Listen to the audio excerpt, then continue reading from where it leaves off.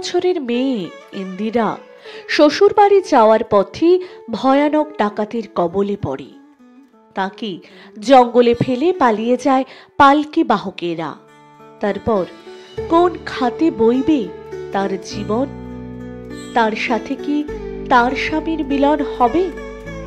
জানতে হলে শুনতে হবে কিশলয় ছোটবেলার সাথীর ক্লাসিক্স বিভাগের গল্প সাহিত্য সম্রাট বঙ্কিমচন্দ্র চট্টোপাধ্যায়ের অমর উপন্যাসিকা ইন্দিরা, প্রথম পর্ব। আমি আরজে প্রান্তিকা রয়েছি নাম ভূমিকায়। তবে এই সংগ্রামের কাহিনী শুরু করা যাক।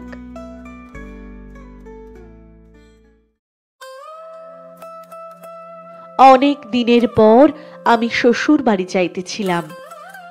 আমি 19 বৎসরে পড়িয়াছিলাম, তথাপি এই পর্যন্ত শ্বশুরের ঘর করি নাই। তাহার কারণ আমার পিতা ধনী, শ্বশুর দরিদ্র। বিবাহের কিছুদিন পরেই শ্বশুর আমাকে লইতে লোক পাঠাইয়াছিলেন, কিন্তু পিতা পাঠাইলেন না। বলিলেন, বিহাইকে বলিও যে আগে আমার জামাতা উপার্জন করিতে শিখুক, তারপর বধূ লইয়া যাইবেন। এখন আমার মেয়ে লইয়া গিয়া খাওয়াইবেন কি? শুনিয়া আমার স্বামীর মনে বড় ঘৃণা জন্মিল। তাহার বয়স তখন 20 বৎসর। তিনি প্রতিজ্ঞা করিলেন যে স্বয়ং অর্থোপার্জন করিয়া পরিবার প্রতিপালন করিবেন। এই ভাবিয়া তিনি পশ্চিমাঞ্চলে যাত্রা করিলেন। তখন রেল হয় নাই। পশ্চিমের পথ অতি দুর্গম ছিল। তিনি পদব্রজে বিনা অর্থে বিনা সহায়ে সেই পথ অতিবাহিত করিয়া পঞ্জাবে গিয়া উপস্থিত হইলেন। যে ইহা পারে সে অর্থোপার্জন করিতেও পারে। স্বামী অর্থোপার্জন করিতে লাগিলেন, বাড়িতে টাকা পাঠাইতে লাগিলেন, কিন্তু 7-8 বৎসর বাড়ি আসিলেন না, বা আবার কোনো সংবাদ লইলেন না। রাগে আমার শরীর গড়গড় করিত। কত টাকা চাই? পিতা মাতার উপর বড় রাগ হইত। কেন পুরা টাকা উপার্জনের কথা তাহারা তুলিয়াছিলেন? টাকা কি আমার সুখের চেয়ে বড়? আমার বাপের ঘরে অনেক টাকা। আমি টাকা লইয়া ছিনিমিনি খেলিতাম। মনে মনে করিতাম, একদিন টাকা পাতিয়া শুইয়া দেখিব, কি সুখ। একদিন মাকে বলিলাম, মা, টাকা পাতিয়া শুইব? মা বলিলেন, পাগলি কোথাকার। মা কথাটা বুঝিলেন, কিন্তু কল কৌশল করিলেন, বলিতে পারি না।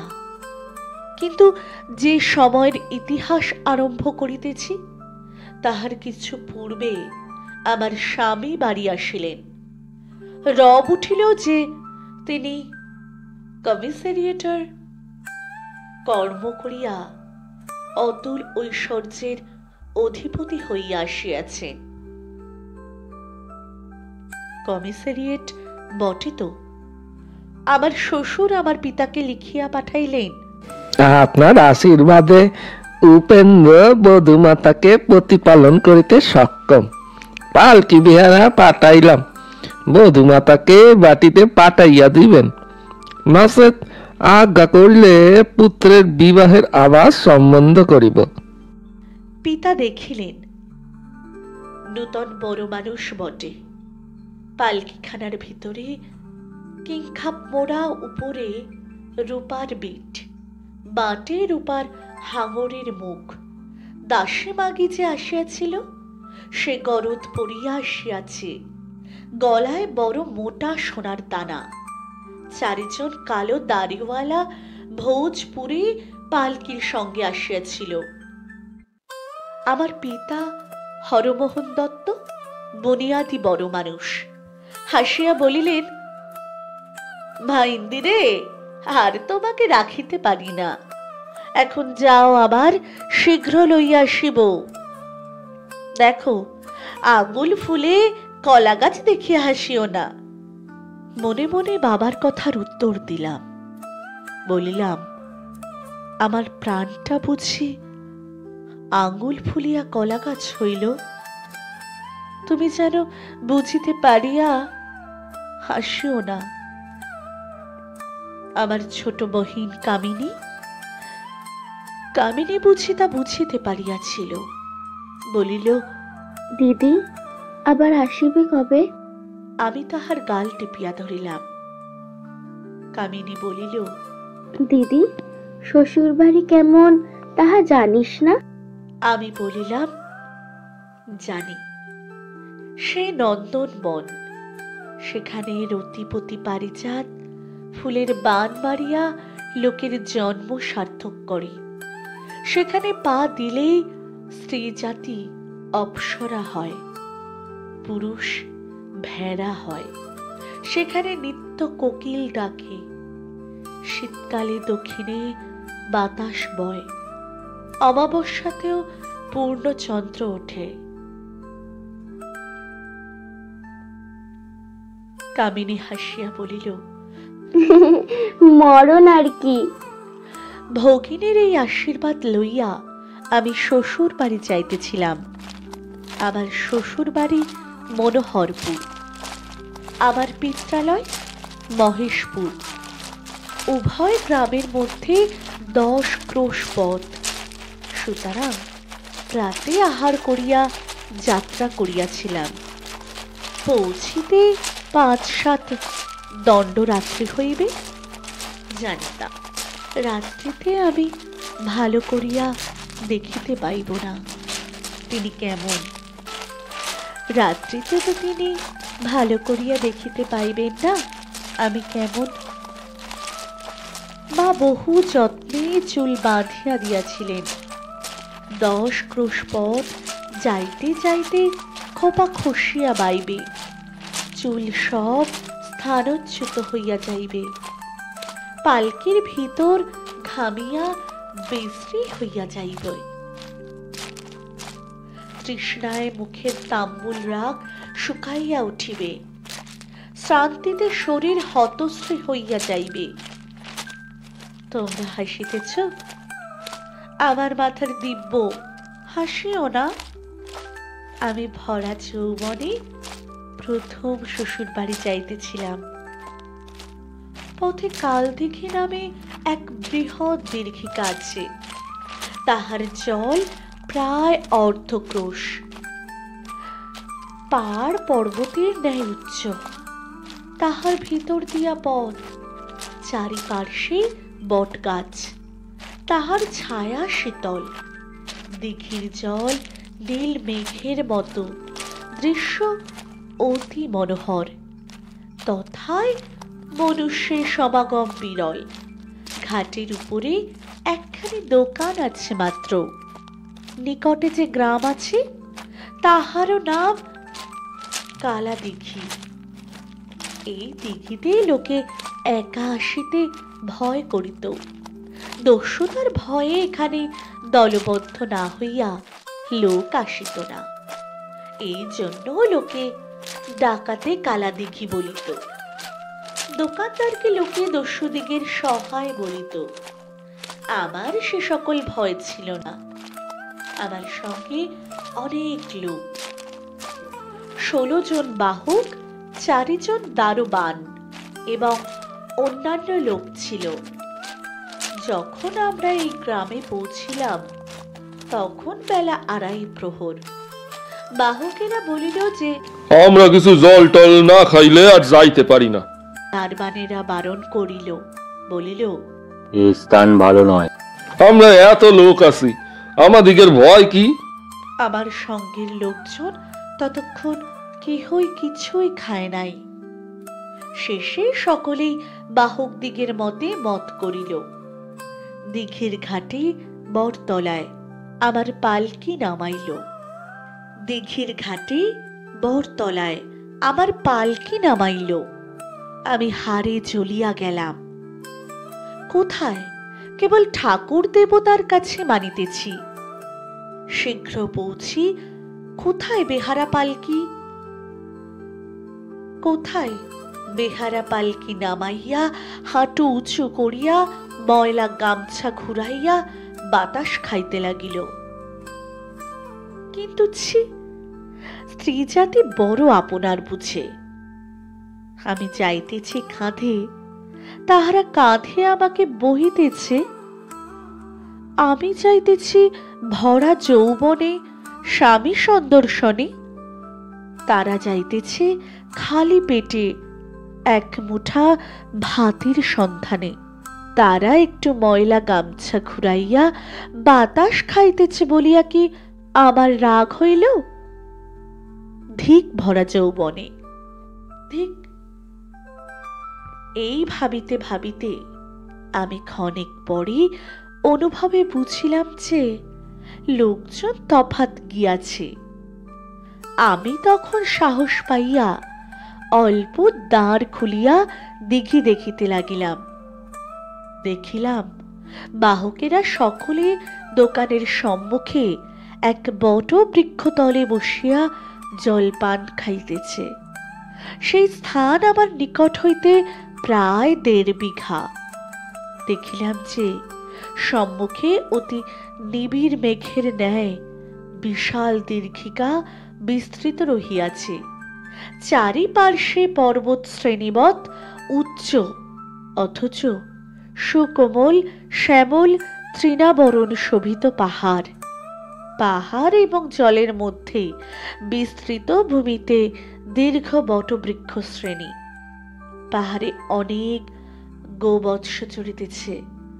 জলের উপর জলচর পক্ষীগণ ক্রীড়া করিতেছে। মৃদু পবনের মৃদু মৃদু তরঙ্গ হিল্লোলে স্ফাটিক ভঙ্গ হইতেছে। ক্ষুদ্রস্মে প্রতিঘাতে কদাচিৎ জলজ পুষ্পপত্র এবং শৈবাল দুলিতেছে।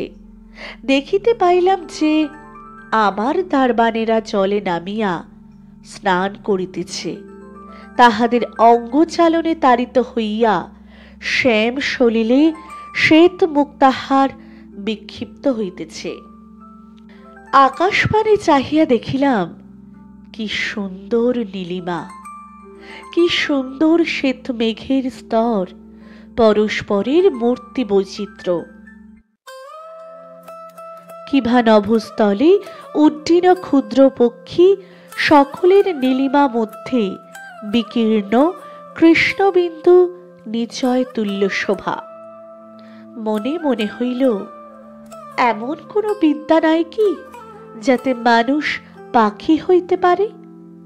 পাখি হইতে পারিলে আমি এখনই উড়িয়া চিরবাঞ্ছিতের নিকট পৌঁছিতাম। আবার সরোবর প্রতি চাহিয়া দেখিলাম। এবার একটু ভীত হইলাম। দেখিলাম যে বাহকেরা ভিন্ন, আবার সঙ্গের লোক সকলেই এককালে স্নানে নামিয়াছে। সঙ্গে 2 জন স্ত্রীলোক, একজন শ্বশুর বাড়ির, একজন বাপের বাড়ির, উভয়ই জলে। আমার মতে একটু ভয় রইল। কেহ নিকটে নাই, স্থান মন্দ ভালো করে নাই। কি করি? আমি কুলবধূ, মুখ ফুটিয়া কাহাকে ডাকিতে পারিলাম না। এমত সময়ে পালকির অপর পার্শ্বে কি একটা শব্দ হইল, যেন উপরিস্থ বটবৃক্ষের শাখা হইতে কিছু গুরু পদার্থ পড়িল। আমি সেদিকের কপাট অল্প খুলিয়া দেখিলাম যে একজন কৃষ্ণবর্ণ বিকটাকার মনুষ্য। ভয়ে দ্বার বন্ধ করিলাম, কিন্তু তখনই বুঝিলাম যে এই সময় দ্বার খুলিয়া রাখাই ভালো। কিন্তু আমি পুনশ্চ দ্বার খুলিবার পূর্বেই আরেকজন মানুষ গাছের উপর হইতে লাফাইয়া পড়িল। দেখিতে দেখিতে আরেকজন, আবার একজন, এইরূপ 4 জন প্রায় এককালে গাছ হইতে লাফাইয়া পড়িয়া পালকি কাঁধে করিয়া উঠাইল, উঠাইয়া ঊর্ধ্বশ্বাসে ছুটিল। দেখিতে পাইয়া আমার দারবারেরা কনে রে, কনে? রব তুলিয়া জল হইতে দৌড়ল। তখন বুঝিলাম যে আমি দস্যু হস্তে পড়িয়াছি। তখন আর লজ্জায় কি করে পালকির উভয় দ্বার মুক্ত করিলাম। আমি লাফাইয়া পড়িয়া পলাইব মনে করিলাম, কিন্তু দেখিলাম যে আমার সঙ্গের সকল লোক অত্যন্ত কোলাহল করিয়া পালকির পিছনে দৌড়াইল। অতএব ভরসা হইল, কিন্তু শীঘ্রই সে ভরসা দূর হইল। তখন নিকটস্থ অন্যান্য বৃক্ষ হইতে লাফাইয়া পড়িয়া বহু সংখ্যক দস্যু দেখা দিতে লাগিল। আমি বলিয়াছি, জলের ধারে বটবৃক্ষের শ্রেণী, সেই সকল বৃক্ষের নিচে দিয়া দস্যুরা পালকি লইয়া যাইতেছিল। সেই সকল বৃক্ষ হইতে মনুষ্য লাফাইয়া পড়িতে লাগিল। তাহাদের কাহারো হাতে বাঁশের লাঠি, কাহারো হাতে গাছের ডাল। লোক সংখ্যা অধিক দেখিয়া আবার সঙ্গের লোকেরা পিছাইয়া পড়িতে লাগিল। তখন আমি নিতান্ত হতাশ্বাস হইয়া মনে করিলাম লাফাইয়া পড়ি, কিন্তু বাহকেরা যেরূপ দ্রুত বেগে যাইতেছিল, তাহাতে পালকি হইতে নামিলে আঘাত প্রাপ্তির সম্ভাবনা। বিশেষত একজন দস্যু আমাকে লাঠি দেখাইয়া বলিল যে, নামিবি তো মাথা ভাঙিয়া দিব। সুতরাং আমি নিরস্ত হইলাম। আমি দেখিতে লাগিলাম যে একজন দারোয়ান অগ্রসর হইয়া আসিয়া পালকি ধরিল। তখন একজন দস্যু তাহাকে লাঠির আঘাত করিল। সে অচেতন হইয়া মৃত্তিকাতে পড়িল। তাহাকে আর উঠিতে দেখিলাম না। বোধহয় সে আর উঠিল না। ইহা দেখিয়া অবশিষ্ট রক্ষীগণ নিরন্ত হইল। বাহকেরা আমাকে নির্বিঘ্নে লইয়া গেল। রাত্রি 1 প্রহর পর্যন্ত তাহারা এইরূপ বহন করিয়া দেখিলাম, যেখানে নামাইল সে স্থান নিবিড় বন, অন্ধকার। দস্যুরা একটা মশাল জ্বালিল। তখন আমাকে কহিল, তোমার যাহা কিছু আছে দাও, নইলে প্রাণে মারিব। আমার অলংকার বস্ত্রাদি সকল দিলাম, অঙ্গের অলংকারও খুলিয়া দিলাম, কেবল হাতের বালা খুলিয়া দিই নাই। তাহারা কাড়িয়া লইল। তারা একখানি মলিন জীর্ণ বস্ত্র দিল। তাহারা পরিয়া পরিধানকে বহুমূল্য বস্ত্র ছাড়িয়া দিলাম। দস্যুরা আমার সর্বস্ব লইয়া পালকি ভাঙিয়া রূপা খুলিয়া লইল। পরিশেষে অগ্নি জ্বালিয়া ভগ্ন শিবিকা দাহ করিয়া দস্যু তার চিহ্ন মাত্র লোপ করিল। তখন তাহারও চলিয়া যায়। সেই নিবিড় অরণ্যে অন্ধকার রাত্রিতে আমাকে বন্য পশুদিগের মুখে সমর্পণ করিয়া যায় দেখিয়া আমি কাঁদিয়া উঠিলাম। আমি কহিলাম, তোমাদের পায়ে পড়ি, আমাকে সঙ্গে লইয়া চলো। দস্যুর সংসর্গ আমার স্পৃহণীয় হইল। এক প্রাচীন দস্যু সকরুণ ভাবে বলিল, বাছা, অমন রাঙা মেয়ে আমরা কোথায় লইয়া যাইব? এ ডাকাতির এখানেই সহবত হইবে। তোমার মতো রাঙা মেয়ে আমাদের সঙ্গে দেখিলেই আমাদের ধরিবে। একজন যুবা দস্যু কহিল, আমি ইহাকে লইয়া ফাটকে যাই, তাহাও ভালো, কিন্তু ইহাকে ছাড়িতে পারি না। সে আর যাহা বলিল তাহা লিখিতে পারি না, এখন মনেও আনিতে পারি না। সেই প্রাচীন দস্যু ওই দলের সর্দার। সে যুবাকে লাঠি দেখাইয়া কহিল, এই লাঠির বাড়িতে এইখানেই তোর মাথা ভাঙিয়া রাখিয়া যাইব। ও সকল পাপ কি আমাদের সয়? তাহারা চলিয়া গেল।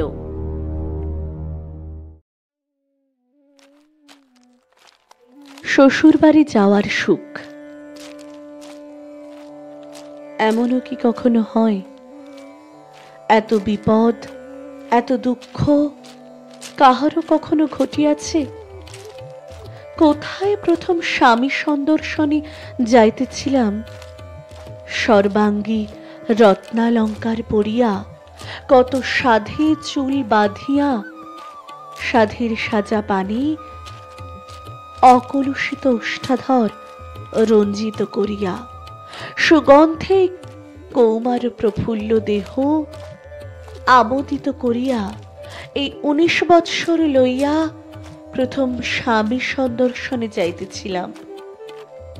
কি বলিয়া এই অমূল্য রত্ন তাহার পাদপদ্মে উপহার দিব, তাই ভাবিতে ভাবিতে যাইতেছিলাম।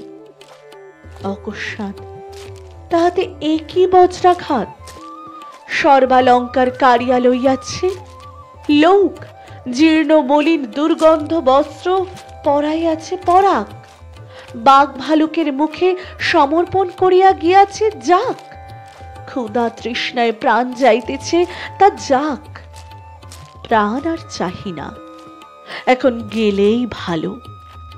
কিন্তু যদি প্রাণ না যায়, যদি বাঁচি, তবে কোথায় যাইব?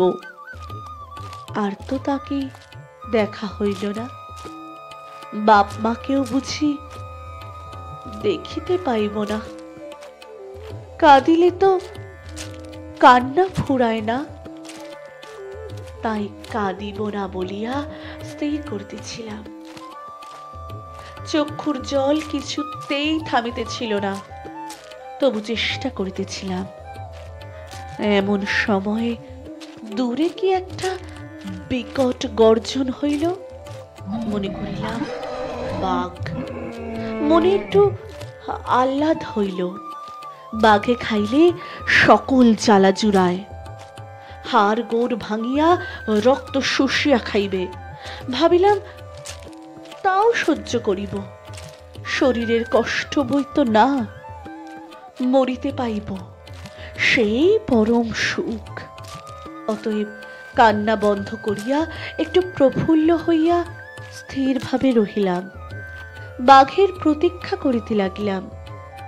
পাতার যতবার ঘস ঘস শব্দ হয়, ততবার মনে করি ওই সর্বদুঃখ হর প্রাণস্নিগ্ধকর বাঘ আসিতেছে। কিন্তু অনেক রাত্রে হইল, তবুও বাঘ আসিল না। হতাশ হইলাম। তখন মনে হইল, যেখানে বড় ঝোপ জঙ্গল, সেইখানে সাপ থাকিতে পারে। সাপের ঘাড়ে পা দিবার আশায় সেই জঙ্গলের ভিতর প্রবেশ করিলাম। তাহার ভিতরে কত বেড়াইলাম। হায়, মনুষ্য দেখিলে সকলেই পলায়। বন মধ্যে কত সরসর ছটপট শব্দ শুনিলাম, কিন্তু সাপের ঘাড়ে তো পা পড়িল না।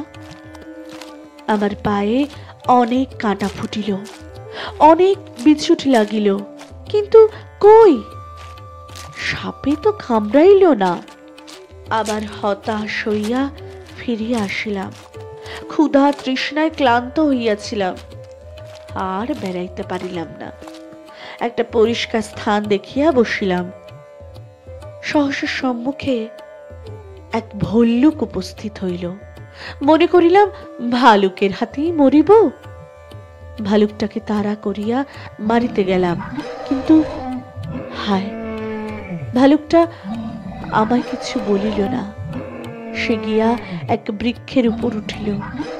বৃক্ষের উপর হইতে কিছু পরে ঝন করিয়া সহস্র মক্ষিকার শব্দ হইল। বুঝিলাম এই বৃক্ষে মৌচাক আছে। ভালুক জানিত, মধু লুটিবার লোভে আমাকে ত্যাগ করিল। শেষ রাত্রিতে একটু নিদ্রা আসিল। বসিয়া বসিয়া গাছে হেলান দিয়া আমি ঘুমাইয়া পড়িলাম।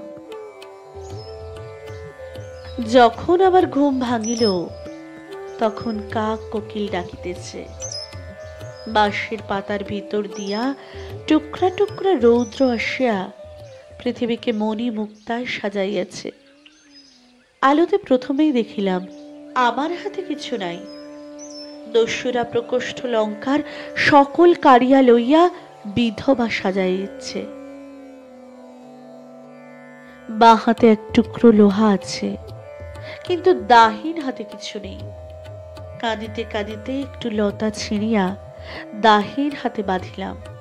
তারপর চারিদিক চাহিয়া দেখিতে দেখিতে দেখিতে পাইলাম যে আমি যেখানে বসিয়াছিলাম তাহার নিকট অনেকগুলি গাছের ডাল কাটা, কোনো গাছ সমূলে ছিন্ন, কেবল শিকড় পড়িয়াছে। ভাবিলাম এখানে কাঠুরিয়ারা আসিয়া থাকে, তবে গ্রামে যাইবার পথ আছে। দিবার আলোক দেখিয়া আবার বাঁচিবার ইচ্ছা হইয়াছিল, আবার আশার উদয় হইয়াছিল। 19 বৎসর বই তো বয়স নয়। সন্ধান করিতে করিতে একটা অতি অস্পষ্ট পথের রেখা দেখিতে পাইলাম, তাই ধরিয়া চলিলাম। ধাইতে যাইতে পথের রেখা আরো স্পষ্ট হইল। ভরসা হইল গ্রাম পাইব। তখন আর এক বিপদ মনে হইল, গ্রামে যাওয়া হইবে না। যে ছেঁড়া মুড়া ঝাপটটুকু ডাকাইতেরা আমাকে পরাইয়া দিয়া গিয়াছিল, তাহাতে কোনো মতে কোমর হইতে হাঁটু পর্যন্ত ঢাকা পড়ে। আমার বুকে কাপড় নাই। কেমন করিয়া লোকালয়ে কালা মুখ দেখাইব? যাওয়া হইবে না, এইখানে মরিতে হইবে, ইহা স্থির করিলাম। কিন্তু পৃথিবীকে রবি রশ্মি প্রভাসিত দেখিয়া, পক্ষীগণের কলকুজন শুনিয়া, লতায় লতায় পুষ্প রাশি ছলিতে দেখিয়া আবার বাঁচিবার ইচ্ছা প্রবল হইল। তখন গাছ হইতে কতকগুলা পাতা ছিঁড়িয়া ছোট দিয়া গাঁথিয়া তাহার কোমরে ও গলায় ছোট দিয়া বাঁধিলাম। একরকম লজ্জা নিবারণ হইল, কিন্তু পাগলের মতো দেখাইতে লাগিল। তখন সেই পথ ধরিয়া চলিলাম। যাইতে যাইতে গরুর ডাক শুনিতে পাইলাম। বুঝিলাম গ্রাম নিকট, কিন্তু আর তো চলিতে পারি না, কখনো চলা অভ্যাস নাই। তারপর সমস্ত রাত্রি জাগরণ, রাত্রি সে অসহ্য মানসিক ও শারীরিক কষ্ট, ক্ষুধা তৃষ্ণা। আমি অবসন্ন হইয়া পথি পার্শ্বস্থ এক বৃক্ষতলে শুইয়া পড়িলাম। শুইবা মাত্র নিদ্রা বিভূত হইল। নিদ্রায় স্বপ্ন দেখিলাম যে মেঘের উপর বসিয়া ইন্দ্রালয়ে শ্বশুর বাড়ি গিয়াছি। স্বয়ং রতিপতি যেন আমার স্বামী, রতিদেবী আমার সপত্নী।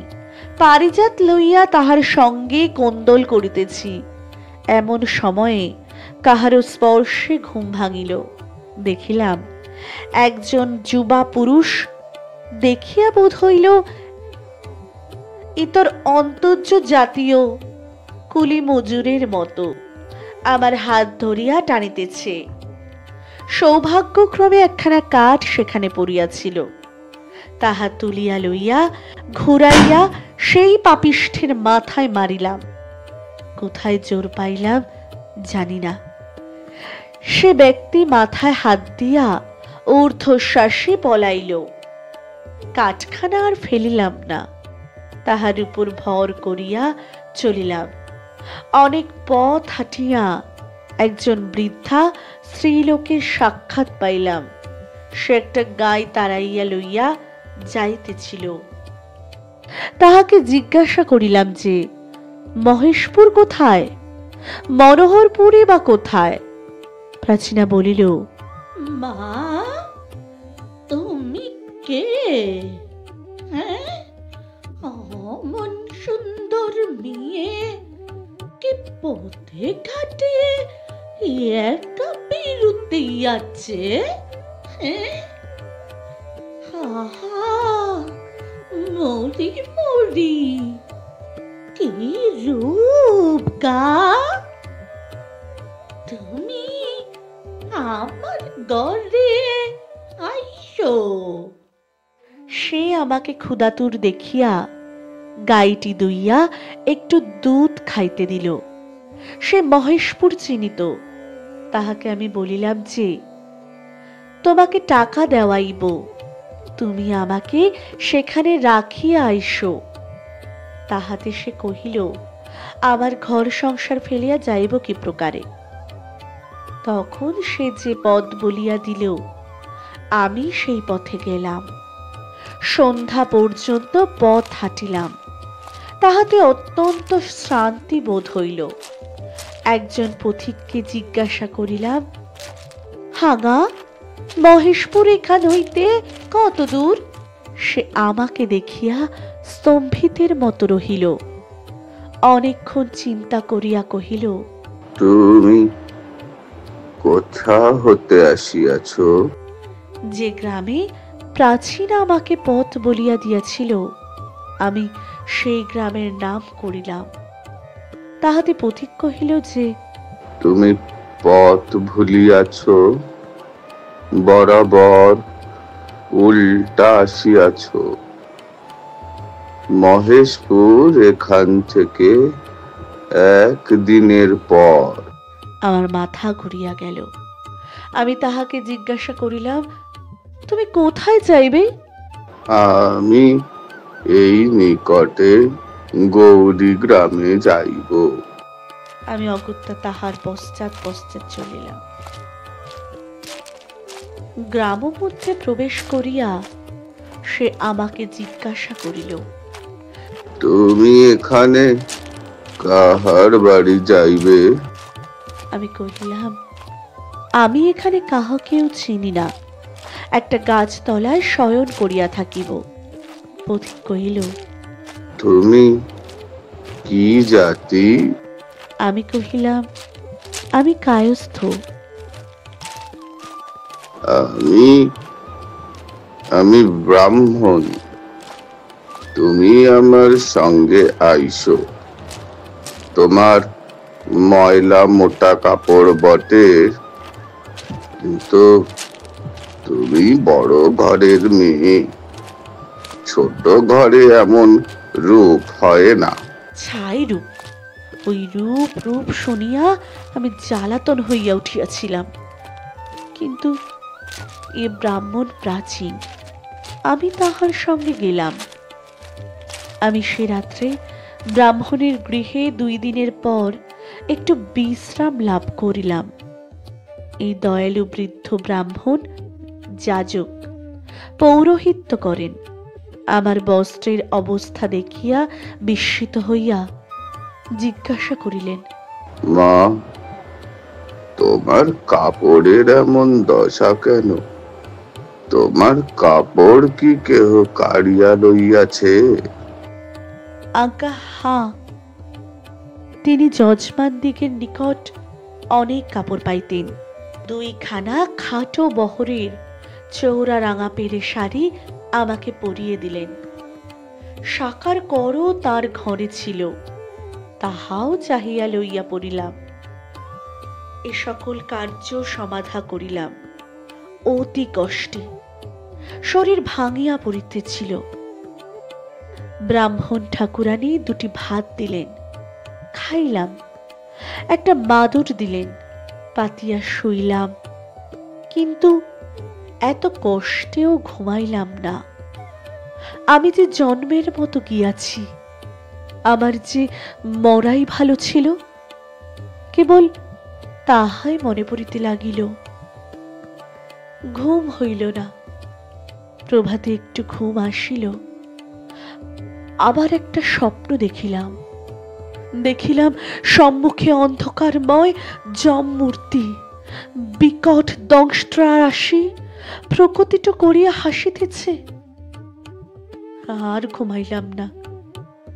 পরদিন প্রাতে উঠিয়া দেখিলাম যে আমার অত্যন্ত গা বেদনা হইয়াছে, পা ফুলিয়া উঠিয়াছে, বসিবার শক্তি নাই।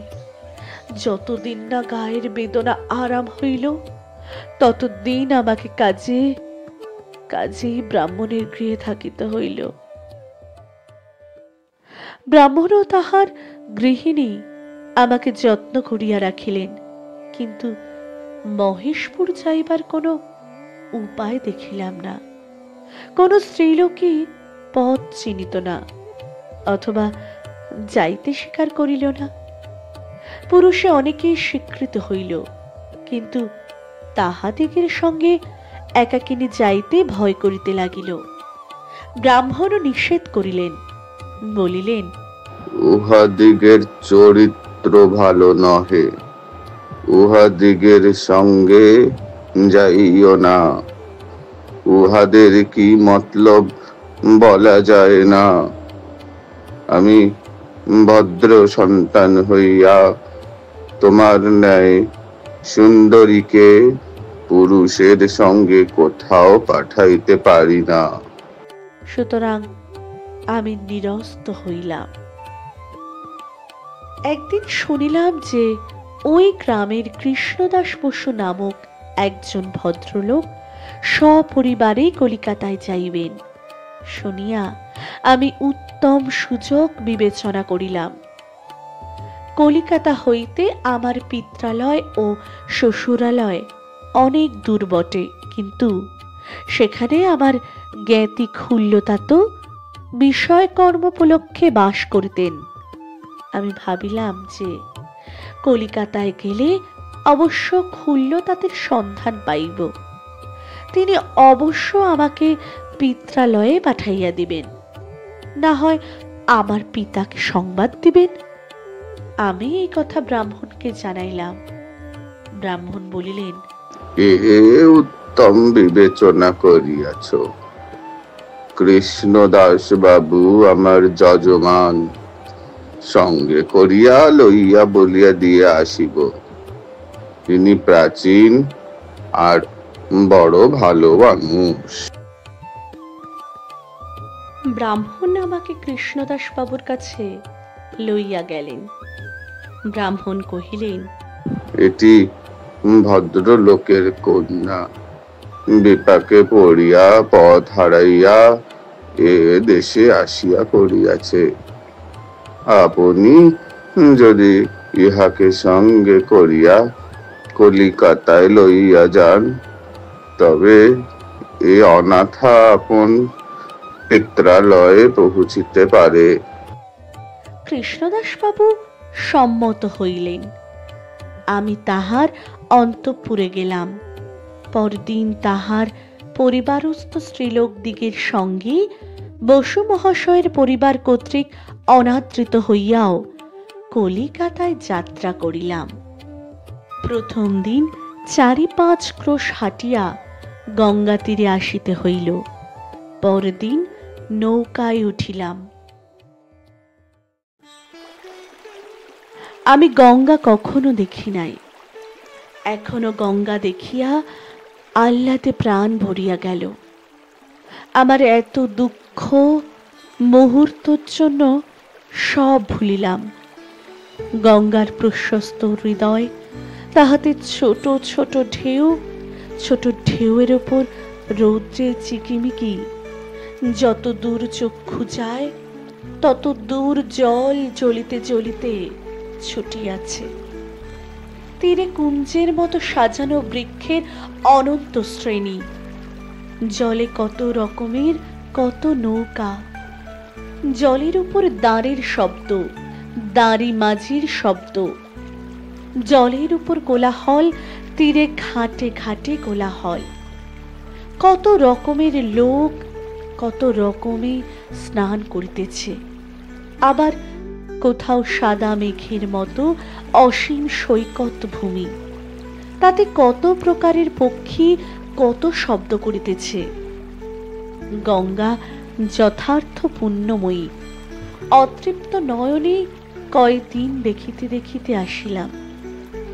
যেদিন কলিকাতায় পৌঁছিব তাহার পূর্বদিন সন্ধ্যার কিছু পূর্বে জোয়ার আসিল। নৌকা আর গেল না।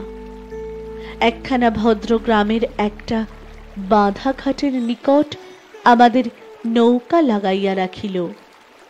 কত সুন্দর জিনিস দেখিলাম। ছেলেরা মোচার খোলার মতো ডিঙিতে মাছ ধরিতেছে। দেখিলাম ব্রাহ্মণ পণ্ডিত খাটের রানায় বসিয়া শাস্ত্রীয় বিচার করিতেছেন।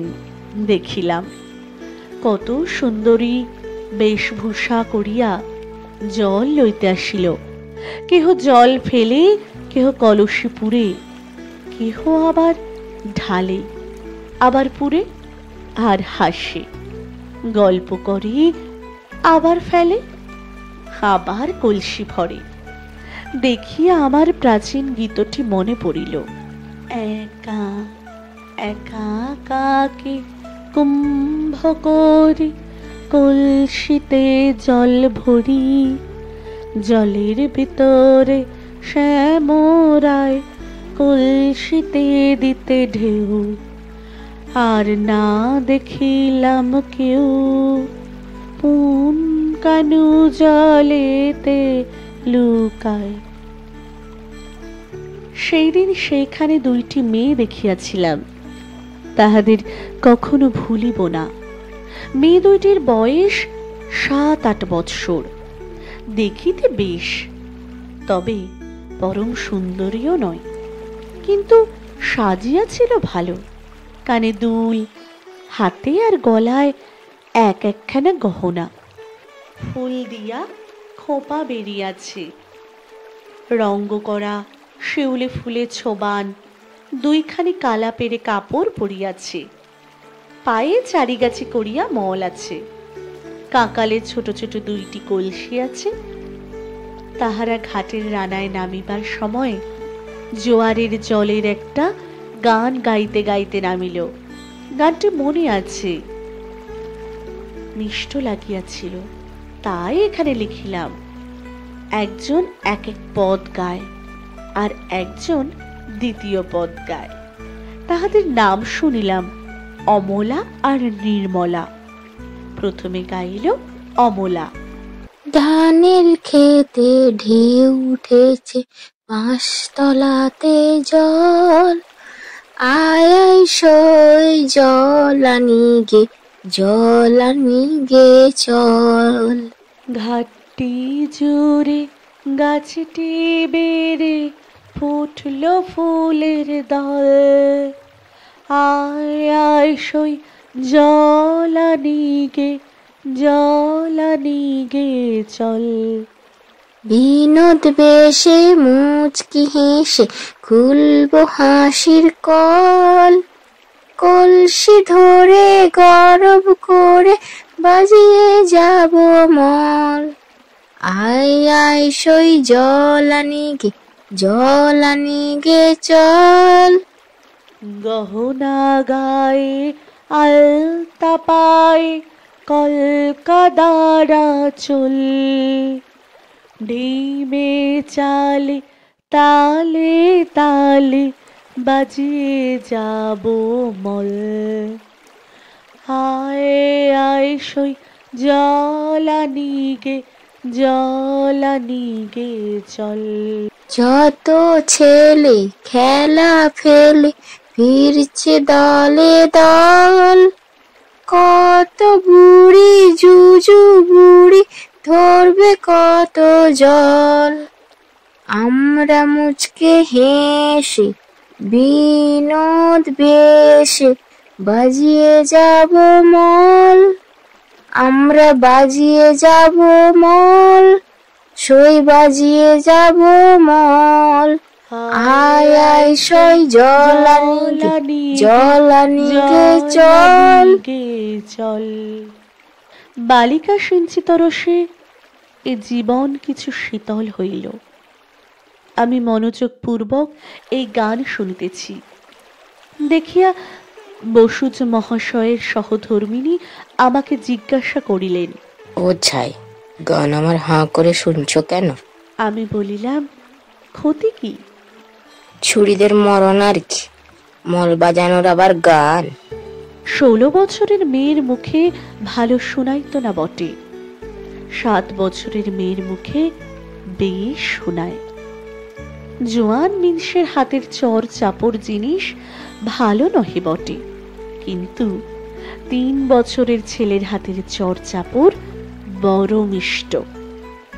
বসুজ পত্নী আর কিছু না বলিয়া ভারী হইয়া বসিয়া রহিলেন। আমি ভাবিতে লাগিলাম, ভাবিলাম এ প্রভেদ কেন হয়?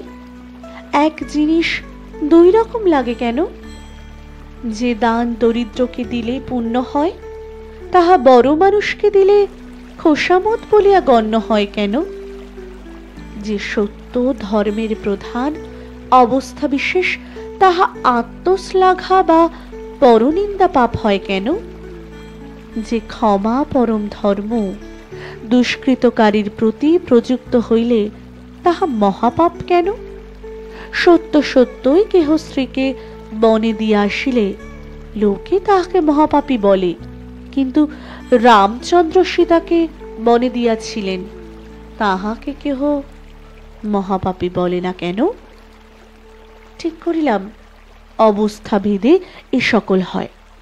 কথাটা আমার মনে রহিল।